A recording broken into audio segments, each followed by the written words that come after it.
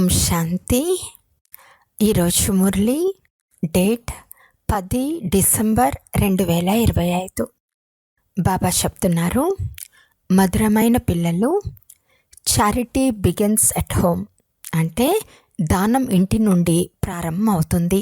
అనగా మొదట ఆత్మాభిమానులుగా అయ్యే శ్రమ చేయండి, ఆ తర్వాత ఇతరులకు చెప్పండి. ఆత్మగా భావిస్తూ ఎదుటి ఆత్మకు జ్ఞానం ఇవ్వండి. అప్పుడు జ్ఞాన ఖడ్గానికి పదును వచ్చేస్తుంది. ప్రశ్న: సంగం యుగంలో ఏ 2 విషయాలపై శ్రమ చేస్తే సత్యుగ సింహాసనానికి యజమానులుగా అవుతారు? జవాబు: 1. సుఖ దుఃఖాలు, నిందాస్థుతుల్లో సమాన స్థితి ఉండేందుకు శ్రమ చేయండి. ఎవరైనా వ్యతిరేకంగా అంటే ఉల్టా సుల్టా మాట్లాడినా, కోపగించుకున్నా మీరు మౌనంగా ఉండండి. ఎప్పుడూ బదులు మాట్లాడకండి. 2. కనులను పవిత్రంగా చేసుకోండి. వికారి దృష్టి పూర్తిగా సమాప్తమైపోవాలి. ఆత్మలైన మనమంతా సోదరులము. ఆత్మగా భావించి జ్ఞానమివ్వండి. ఆత్మాభిమానులుగా అయ్యేందుకు శ్రమ చేస్తే సత్యుగ సింహాసనానికి యజమానులుగా అవుతారు. సంపూర్ణ పవిత్రంగా అయ్యేవారే సింహాసనాధికారులుగా అవుతారు. ఓం శాంతి. ఆత్మిక తండ్రి ఆత్మిక పిల్లలతో మాట్లాడతారు. ఆత్మలైన మీకు ఈ 3వ నేత్రం లభించింది. దానిని జ్ఞాన నేత్రం అని కూడా అంటారు. దానితో మీరు మీ సోదరులను చూస్తున్నారని బుద్ధి ద్వారా భావిస్తే కర్మేంద్రియాలు చంచలం అవ్వవు. ఈ విధంగా అభ్యాసం చేస్తూ సోదర దృష్టితో చూస్తూ ఉంటే అపవిత్రంగా ఉన్న కనులు పవిత్రమైపోతాయి. తండ్రి అంటున్నారు, విశ్వానికి యజమానులు కావాలి అంటే శ్రమ చేయాల్సి ఉంటుంది కదా. కనుక ఇప్పుడు ఈ శ్రమ చేయండి. శ్రమ చేసేందుకు బాబా కొత్త నిగూఢమైన పాయింట్లు వినిపిస్తున్నారు కదా. అందువలన ఇప్పుడు అందరినీ సోదరులుగా భావించి జ్ఞానమిచ్చే అలవాటు చేసుకోండి. అప్పుడు మనమంతా సోదరులము అనే గాయనం ప్రాక్టికల్ అయిపోతుంది. ఇప్పుడు మీరు సత్యమైన సోదరులు. ఎందుకంటే మీరిప్పుడు తండ్రిని తెలుసుకున్నారు. తండ్రి పిల్లలైన మీతో కలిసి సర్వీస్ చేస్తున్నారు. పిల్లలు ధైర్యం చేస్తే తండ్రి సహాయం చేస్తారు. ధైర్యం చేస్తే తండ్రి వచ్చి సర్వీస్ చేసేందుకు ధైర్యంను ఇస్తారు. ఇది సులభం కదా. అందువలన ప్రతిరోజు పిల్లలు ఈ అభ్యాసం చేయాల్సి వస్తుంది. సోమరులుగా అవరాదు. ఇలాంటి కొత్త పాయింట్లు పిల్లలకు లభిస్తాయి. స్వయంగా బాబాయే మనల్ని చదివిస్తున్నారు అని పిల్లలైన మీకు తెలుసు. ఆత్మలు చదువుకుంటాయి. ఇది ఆత్మిక జ్ఞానము. దీనిని ఆధ్యాత్మిక జ్ఞానము అని అంటారు. కేవలం ఇప్పుడు మాత్రమే ఆత్మిక జ్ఞానము ఆత్మిక తండ్రి ద్వారా లభిస్తుంది. ఎందుకంటే సృష్టి పరివర్తన అయ్యే సంగం యుగంలో మాత్రమే తండ్రి వస్తారు.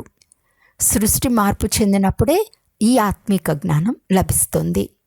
తండ్రి వచ్చి స్వయాన్ని ఆత్మగా భావించండి అని ఆత్మిక జ్ఞానంను ఇస్తారు.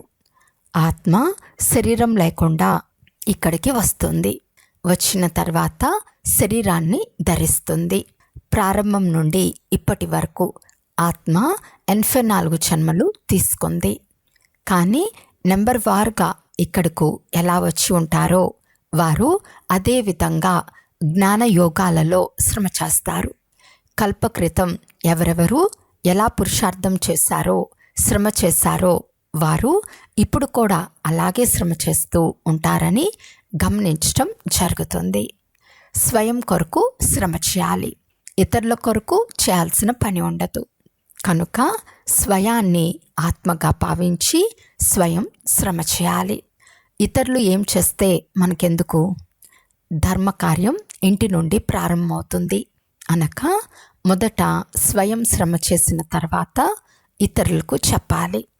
ఎప్పుడైతే మీరు స్వయాన్ని ఆత్మగా భావించి వేరే ఆత్మకు జ్ఞానమిస్తారో అప్పుడు మీ జ్ఞాన ఖడ్గంలో పదును ఉంటుంది.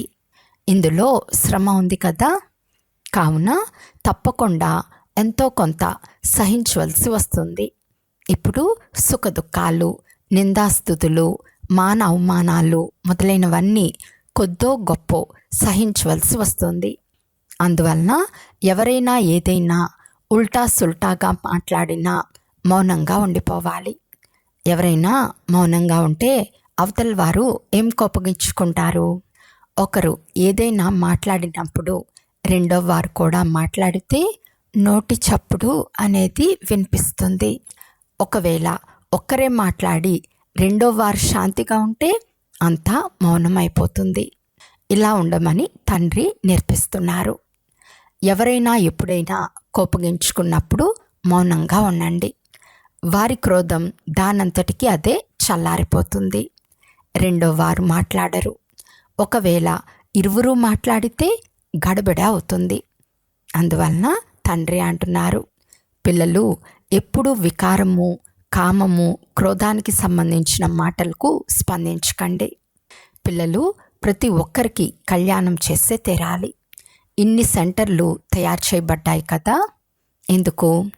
కల్పకృతం కూడా ఇటువంటి సేవా కేంద్రాలు వెలువడే ఉంటాయి. దేవతల దేవుడైన తండ్రి చూస్తూ ఉంటారు.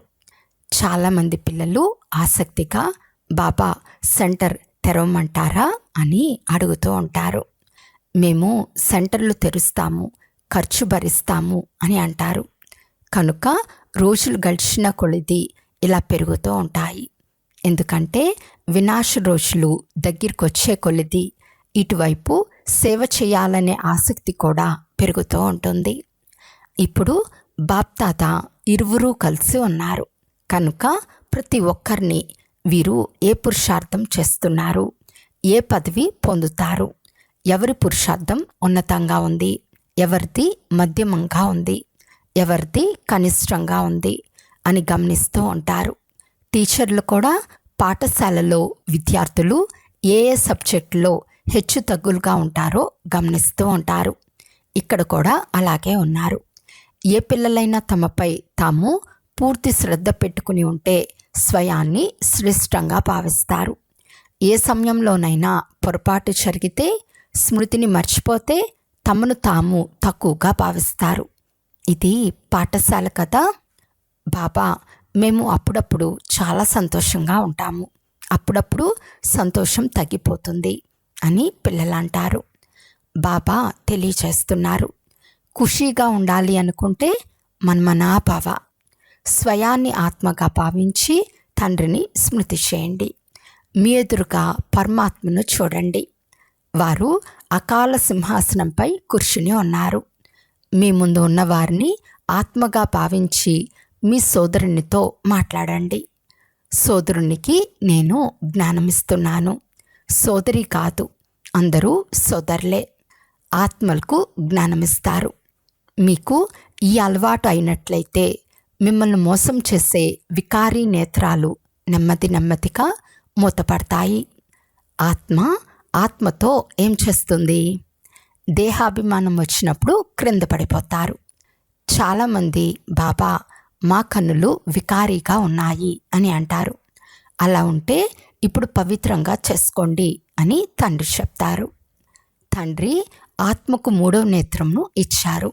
3వ నేత్రంతో చూస్తే దేహాన్ని చూసే మీ అలవాటు సమాప్తమైపోతుంది. బాబా పిల్లలకు ఆదేశంను ఇస్తూనే ఉంటారు. ఈ బ్రహ్మకు కూడా ఇలాగే చెప్తారు. ఈ బాబా కూడా దేహంలో ఉన్న ఆత్మనే చూస్తారు. దీనినే ఆత్మీక జ్ఞానము అని అంటారు. ఎంత ఉన్నత పదవిని పొందుతారో చూడండి. చాలా గొప్ప పదవి. కావున పురుషార్థం కూడా అలాగే చేయాలి. కల్పకృతం జరిగినట్లే అందరి పురుషార్థం జరుగుతుందని బాబాకు తెలుసు. కొంతమంది రాజారాణులుగా అవుతారు, కొంతమంది ప్రజలుగా అవుతారు. కావున ఇక్కడ కూర్చుని యోగం చేయిస్తున్న స్వయాన్ని ఆత్మగా భావించి ఇతరుల బ్రుకుటిలో కూడా ఆత్మనే చూస్తూ ఉంటే వారి సేవ చాలా బాగా ఉంటుంది. ఎవరైతే దేహీ అభిమానులుగా అయి కూర్చుంటారో వారు ఆత్మల్ని చూస్తారు. ఈ అభ్యాసం ఎక్కువగా చేయండి. ఉన్నత పదవి పొందాలి అంటే కొంతైనా శ్రమ చేయాలి కదా. కనుక ఇప్పుడు ఆత్మలు ఈ శ్రమ చేయాలి. ఈ ఆత్మిక జ్ఞానము ఒక్కసారి మాత్రమే లభిస్తుంది, మరెప్పుడూ లభించదు. కలియుగంలో కానీ సత్యుగంలో కానీ లభించదు. కేవలం సంగం యుగంలో, అది కూడా బ్రాహ్మణులకు మాత్రమే లభిస్తుంది. ఇది పక్కాగా గుర్తుంచుకోండి. బ్రాహ్మణులుగా అయినప్పుడు దేవతలుగా అవుతారు. బ్రాహ్మణులుగా అవ్వకుంటే దేవతలుగా ఎలా అవుతారు? ఈ సంగం యుగంలోనే ఈ శ్రమ చేస్తారు. ఇతర ఏ సమయంలోనూ స్వయాన్ని ఆత్మగా భావించి ఇతరులను కూడా ఆత్మగా భావించి జ్ఞానంను ఇవ్వమని చెప్పరు. తండ్రి అర్థం చేయించిన దానిపై విచారసాగర మంత్రం చేయండి. ఇది సరైందేనా, నాకు లాభం కలిగే విషయమేనా అని నిర్ణయించండి. తండ్రి ఏ శిక్షణనైతే ఇస్తున్నారో దానిని సోదరులకు ఇవ్వాలి, స్త్రీలకు ఇవ్వాలి, పురుషులకు కూడా ఇవ్వాలని అలవాటైపోతుంది. ఇవ్వవలసింది ఆత్మలకే. ఆత్మనే పురుషునిగా, స్త్రీగా అయి సోదరి సోదరునిగా అవుతుంది. పిల్లలైన మీకు నేను జ్ఞానం ఇస్తాను అని తండ్రి అంటారు. నేను పిల్లల వైపు వారిని ఆత్మలుగా చూస్తాను. ఆత్మలు కూడా మా తండ్రి అయిన పరమాత్మ జ్ఞానం ఇస్తున్నారు అని అర్థం చేసుకుంటారు. దీనినే ఆత్మాభిమానులు కావటం అని అంటారు. దీనినే ఆత్మ పరమాత్మతో ఆధ్యాత్మిక జ్ఞానాన్ని ఇచ్చిపుచ్చుకోవటం అని అంటారు. తండ్రి శిక్షణ ఇస్తున్నారు. ఎవరైనా అతిథులు మొదలైన వారు వచ్చినా స్వయాన్ని ఆత్మగా భావించి ఆ ఆత్మకు తండ్రి పరిచయంను ఇవ్వాలి. జ్ఞానం ఆత్మలోనే ఉంటుంది, శరీరంలో ఉండదు.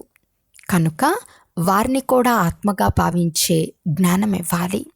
తద్వారా అది వారికి కూడా బాగుంది అని అనిపిస్తుంది. ఇది మీ నోటిలో పదును ఉన్నట్లు అవుతుంది. జ్ఞాన ఖడ్గానికి పదును ఎక్కుతుంది. ఎందుకంటే దేహి అభిమానులుగా ఉంటారు కదా.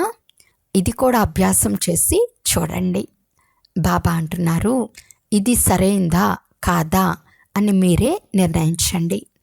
పిల్లలకు కూడా ఇదేమి కొత్త విషయం కాదు. ఎందుకంటే తండ్రి చాలా సహజం చేసి అర్థం చేయిస్తున్నారు. చక్రం తిరిగి వచ్చారు. ఇప్పుడు నాటకం పూర్తి అవుతుంది. ఇప్పుడు బాబా స్మృతిలో ఉంటారు. తమో ప్రధానం నుండి సతో ప్రధానంగా అయి సతోప్రధాన ప్రపంచానికి యజమానులుగా అవుతారు. మళ్ళీ అలాగే మెట్లు దిగుతారు. ఎంత సులభం చేసి బాబా అర్థం చేయిస్తున్నారో చూడండి. తండ్రి చెప్తున్నారు, ప్రతి 5000 సంవత్సరాల తర్వాత నేను రావాల్సి వస్తుంది. డ్రామా ప్లాన్ అనుసారం నేను కూడా బంధితుడై ఉన్నాను. నేను వచ్చి పిల్లలకు చాలా సాక్ష్యంగా స్మృతి యాత్రను నేర్పిస్తాను. తండ్రి స్మృతిలో అంతిమ కాలంలో ఏ మతిలో ఉంటారో ఆ గతి దొరుకుతుంది. ఇది ఈ సమయంలోనిదే. ఇది అంతిమ కాలం. ఇప్పుడు ఈ సమయంలో తండ్రి కూర్చుని నన్నొక్కరినే స్మృతి చేస్తే సద్గతి లభిస్తుందని యుక్తి చెప్తున్నారు. విద్యార్థులు కూడా చదువు ద్వారా ఇలా తయారవుతాము, ఫలానాగా అవుతామని భావిస్తారు. ఇందులో కూడా అంతే. నేను వెళ్ళి కొత్త ప్రపంచంలో దేవతగా అవుతానని భావిస్తారు. ఇదేమి కొత్త విషయం కాదు, నథింగ్ న్యూ అని తండ్రి గడియ గడియ తెలియచేస్తున్నారు. ఇది మెట్లు దిగటం ఎక్కటం.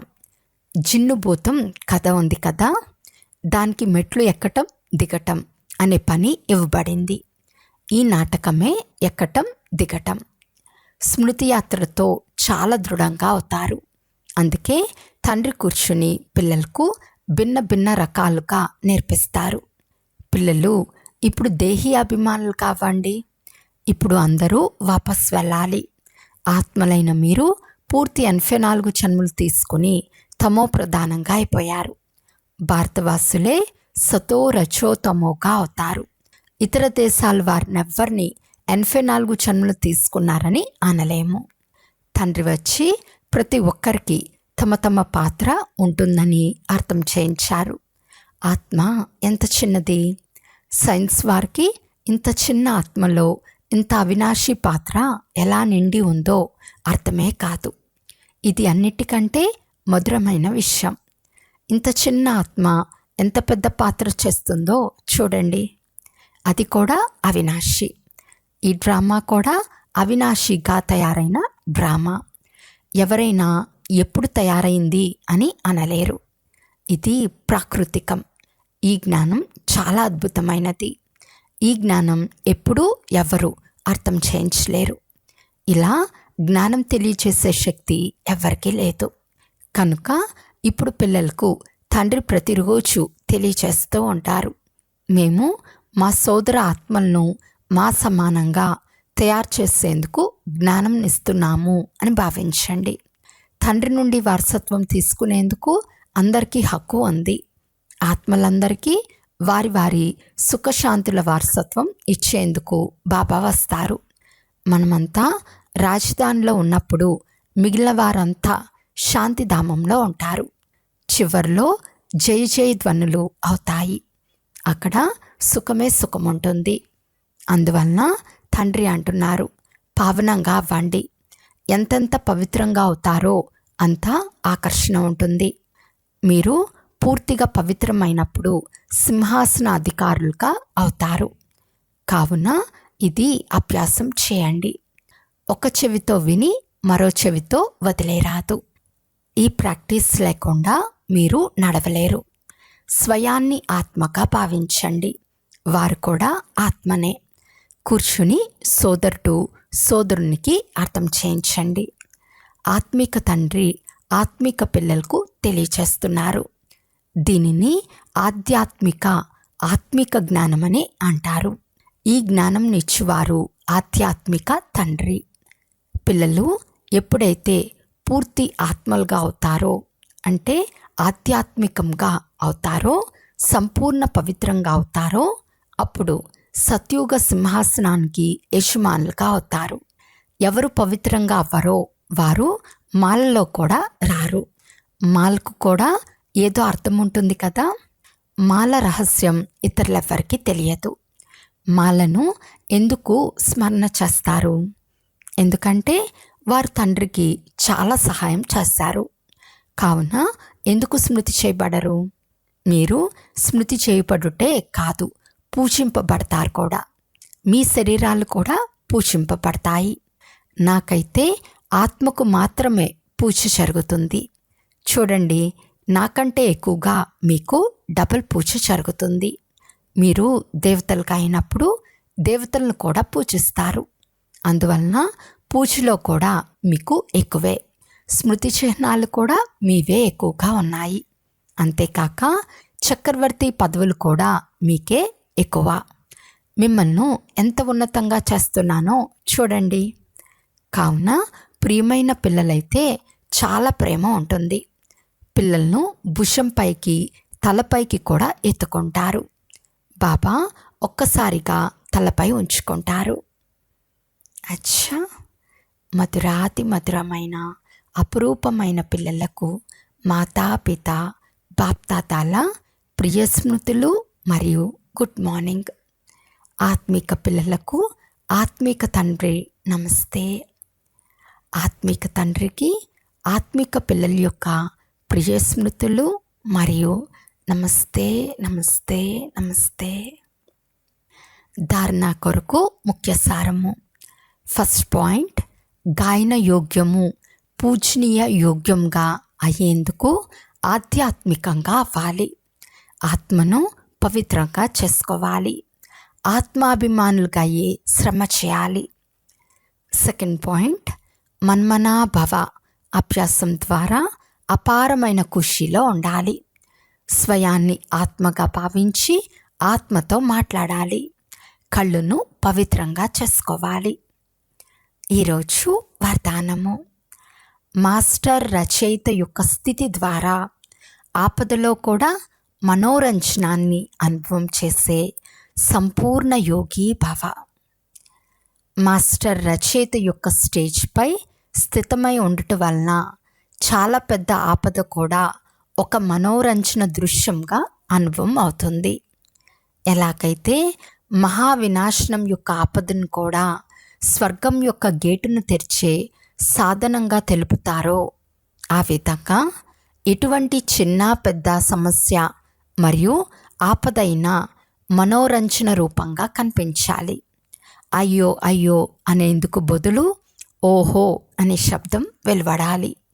దుఃఖం కూడా సుఖం యొక్క రూపంలో అనుభవం అవ్వాలి.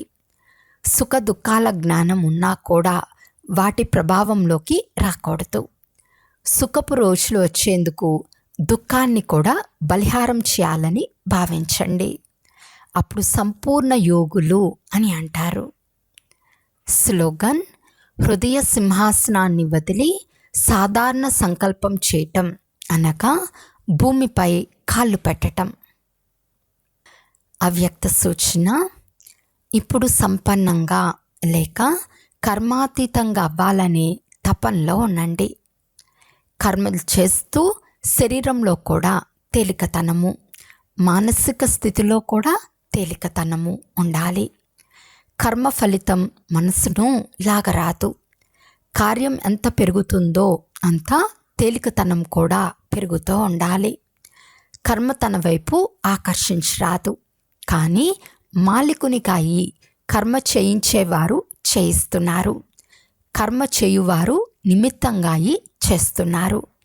ఈ అభ్యాసాన్ని పెంచుతూ ఉంటే సంపన్న కర్మాతీతులుగా సహజంగానే అయిపోతారు. అచ్చా, ఓం శాంతి.